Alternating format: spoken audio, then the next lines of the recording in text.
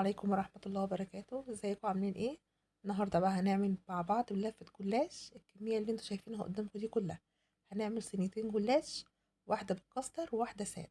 حاجة بقى كده جميلة جدا جدا، وان شاء الله تعجبكم اوي، تكون سهلة وبسيطة، مكوناتها كلها سهلة. دلوقتي معايا لفة جلاش دي نص كيلو جلاش، تمام، وسمنة. وده ممكن تعملي كاستر وممكن تعملي مهلبية البيضة اللي انا هعملها معاكم دي. دلوقتي هقلب بقى كويس كده. دي كوبايتين لبن، هنزل عليهم بمعلقتين نشا كبار جدا، يعني معلقتين مليانين كويس، ومعلقتين سكر. انا مش عايزاها مسكره قوي عشان انا لسه هحط شربات تاني، فمش عايزه ايه يبقى في سكر كتير. هقلب بقى كويس كده زي ما انت شايفه. بعد كده بقى ايه، هنزل على البوتاجاز هنزل بيها على البوتاجاز لحد ما تبقى ايه، تقيله. هعمل بقى معاكم الشربات ده: كوبايه سكر، نص كوبايه ميه، ومعلقه عسل جلوكوز، وعصره ليمون، واحطها برضو على البوتاجاز ومش هقلب فيها كتير. هنا بقى دي السمنة، هحط عليها ربع معلقة بيكنج باودر صغيرة، وهقلبها كويس كده. وهبدأ بقى ايه، افرد الجلاش في الصينية. هنا الاول معايا صينية دهنتها سمنة. بعد كده بقى نزلت ايه بالجلاش، بقى هنزل طبقة طبقة كده. بين كل طبقة هحط سمنة خفيفة جدا، يعني مش كتير، حاجة بسيطة قوي كده. يعني انا اللي كان معايا في الطاجن ده دي كوباية سمنة عملت بيها الصينيتين، وتفضل منهم كتير كمان. هنا بقى ايه، بس كده، هو مش بيحتاج سمنة كتير.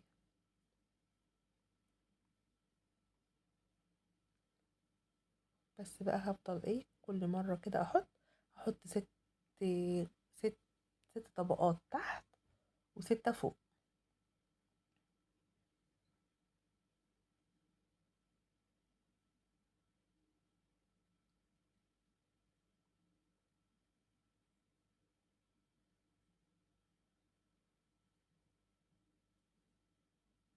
هنا بقى اللي انا قطعتها دي مش هرميها ولا حاجة، هحطها في النص. اي فتافيت او اي حاجة اتبقت مش بتترمى ابدا، بحطها برضو زي ما انتوا شايفين كده. اهي حطيتها.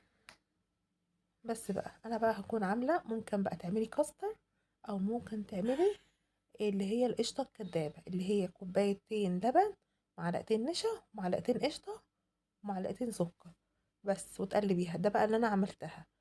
وتحطيها بقى كده ايه في النص. دي الطبقة اللي هتحطيها في النص.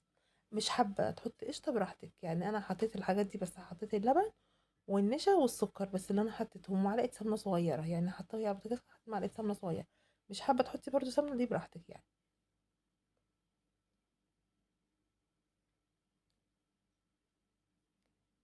بس بقى ممكن بقى تغيري الحشوة، تحطي بدلها مكسرات، تحطي بدلها اي حاجة تانية. بتبقى جميلة جدا وبسيطة واقتصادية قوي قوي. ومش بيحتاج سكر كتير على فكرة الجلاش، يعني الجلاش من الحلويات اللي مش بيشرب سكر كتير. وبرده سمنة، أقل سمنة بتبان فيه ما شاء الله يعني. يعني هو اقتصادي جدا، يعني من نوع الحلويات الاقتصادية جدا جدا. وشكلها حلو، ممكن بقى تقدميها لولادك، تقدميها لأي ضيوف عندك، تعملها في أي مناسبات. اقتصادية وبسيطة قوي، وأي حد هيحبها يعني. هنا بقى نزلت بكل المهلبية اللي أنا عملتها، أو القشطة الكدابة يعني اللي أنا عملتها. هنزل بقى انا هحب احط عليها كده نقطتين سمنه، بحيث ايه الجلاش ما يلزقش فيها. هحط بقى الطبقه التانية من الجلاش. احط بقى 4 جلاش او 5 يعني فوق.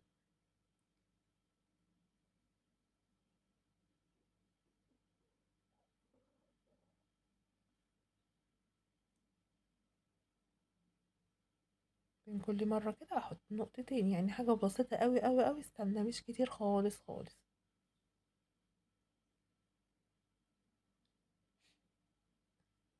هبدا بقى اوزعها بالفرشه كده كويس على وشها كلها. وفي الاخر بقى هقفل الصينيه كويس، هقفلها بقى بطريقه سهله قوي. تشوفيها معايا كده هتعجبك قوي. ولو عندك صينية أكبر ممكن تفرديها صينية مستطيلة، هتفردي مش هتحتاجي بقى تعملي أي حاجة تاني. طبعا انت لو رحت اشتريتي الجلاش ده، يعني الكيلو بكام بقى دلوقتي؟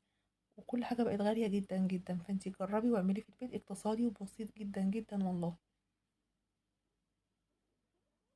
هنا بقى انا كل الحاجات اللي في الحروف دي بطبقها على جوه كده زي ما انت شايفه كده معايا.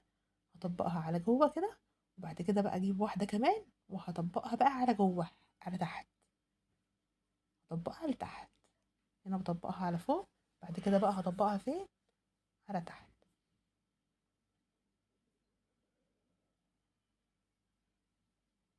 متنسوش بقى تشتركوا في القناه عشان يوصلكوا كل جديد، تعملوا لايك.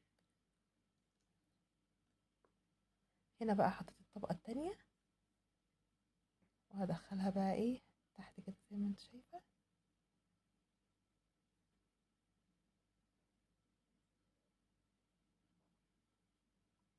بس خلاص. طبعا لازم بقى اقطعها قبل ما ادخلها الفرن عشان ما تتكسرش وما تتفتفتش. ده لازم، ده اكيد يعني. اكيد اكيد لازم تتقطع قبل لما تدخل الفرن، لان لو طلعت خلاص انت كده مش هتعرفي تقطعيها ابدا بقى. هتبقى ناشفه هيصعب عليك جدا جدا انك تقطعيها، وهيبقى تقطيعها صعب. فطبعا لازم نقطعها قبل ما ندخلها الفرن، لازم اكيد. هنا بقى كنت بقطع اهو. هقطعها بقى متقطعة بقى مثلثات، مربعات، الشكل اللي انتي حباه. انا قطعتها مثلثات. انا بحب التقطيعة دي اوي في الجلاش، بيبقى شكلها حلو وشيك كده.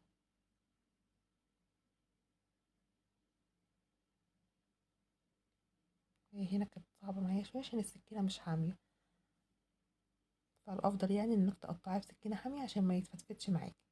هنا بقى كنت بظبط الصينية كده السمنة اللي عليها بالفرشة. طبعا على درجة حرارة بقى متوسطة هبدأ احطها. هنا بقى كنت بجهز الصينية اللي انا هعمل بيها، هعملها سادة بقى. دي هعملها سادة من غير أي حاجة خالص، أي حاجة ولا هحط فيها أي حاجة خالص، برضه هتبقى بسيطة واقتصادية جدا وسهلة جدا جدا، ومكوناتها بسيطة جدا. جلاش والسمنة والشربات بتاعها بس، مش بتحتاج أي حاجة غير كده. حابة بقى تحطي فيها أي مكسرات برضه براحتك جدا، حابة تحشيها أي حاجة حطي فيها براحتك خالص.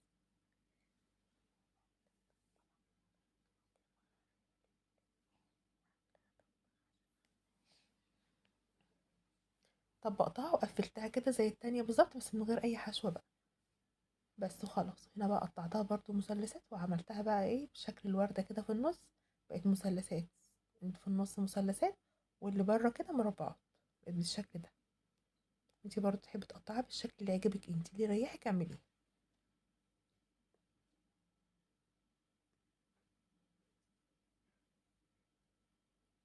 بس بسيطة وسهلة جدا جدا. متنسوش بقى تجربوها وتقولوا لي رأيكم فيها في التعليقات.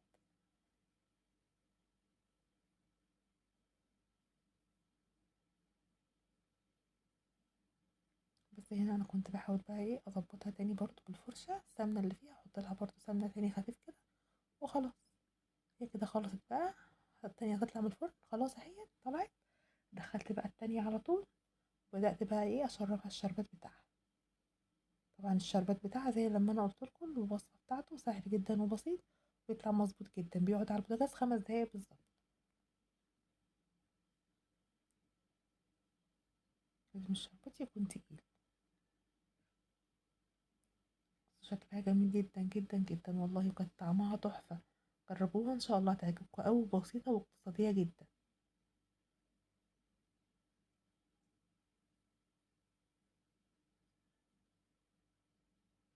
شكلها حلو قوي قوي.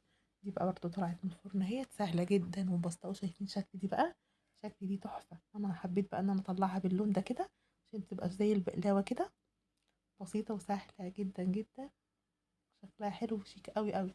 ممكن بقى تقدمها للضيوف لو رايحة لحد وحابة تاخدي معاكي أي حاجة حلوة، تاخديها معاكي. بسيطة قوي. عيالك عايزين حاجة حلوة تعملها لهم في أي وقت تعمليها، جالك ضيوف فجأة. تحفة يعني. بصي سهلة واقتصادية وبسيطة في أي وقت ممكن تعمليها.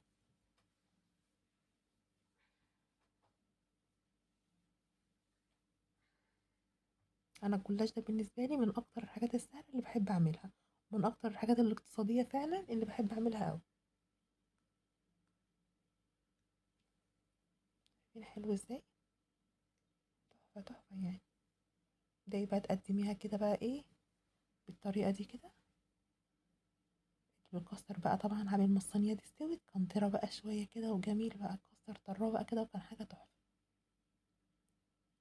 وده برضو مقرمش كده بقى وجميل. انا بحب ده وهو مقرمش كده، يعني مش بحبه يطرى. الساده بحبه كده ايه مقرمش بطعمه كده وحلاوته. شايفه الحشوه من جوه جميله ازاي؟ حاجه بقى جميله قوي. متنسوش بقى تشتركوا في القناه وتعملوا لايك عشان يوصل لكم كل جديد ان شاء الله. يلا السلام عليكم ورحمه الله وبركاته.